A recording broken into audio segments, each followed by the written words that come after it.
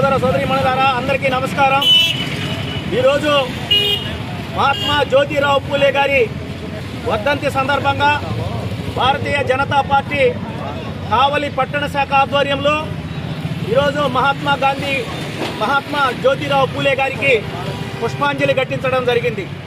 మహాత్మా జ్యోతిరావు పూలే గారు మహారాష్ట్ర ఏప్రిల్ 11, 1827లో ఆయన సతార్ జిల్లాలో జన్మించడం జరిగింది। ఆయన జీవితం ఒక తెరిచిన పుస్తకం లాంటి తెల్లని కాగితం లాంటిది।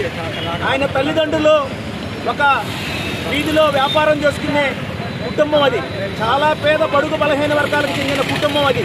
ఆనాటి పరిస్థితుల్లో వాళ్ళ తండ్రి గోవింద్ గారికి ఎంతో కొంత సపోర్టుగా ఉంటూ వీధి బడిలో చదువుకుంటుంటే చదువుకోలేని స్థితిలో ఆయన చదువు ముగిస్తే తనకు గోవింద్ అని వాళ్ళ తండ్రికి పక్కనున్న సపోర్టర్స్ కొంతమంది సహాయం చేసి చినిగిన పుస్తకాలు, చినిగిన పేపర్లు తెచ్చుకొని చదివిన వ్యక్తి ఆయన। చిన్న వయసులోనే ఆదర్శ భావాలు కలిగిన వ్యక్తి కాబట్టి ఈయన ఈ దార్శనికుడు మహారాష్ట్రలో పూణేలో జన్మించడం చాలా అదృష్టం। ఆయన నిత్యము కూడా ప్రజల గురించి ఆలోచించాడు, కుల వివక్షత గురించి ఆలోచించాడు।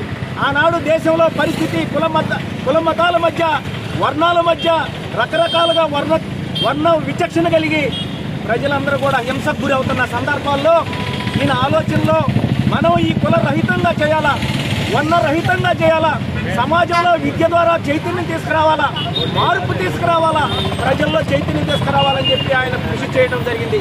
ఆ సందర్భంగా ఆయన ఒక మాట చెప్పేవాడు, విద్య ద్వారా చైతన్యం తీసుకొస్తే సమాజంలో మార్పు జరగద్ది, కాబట్టి మనం అందరం కూడా విద్యావంతులు చేయాలని చెప్పి చేయడం జరిగింది।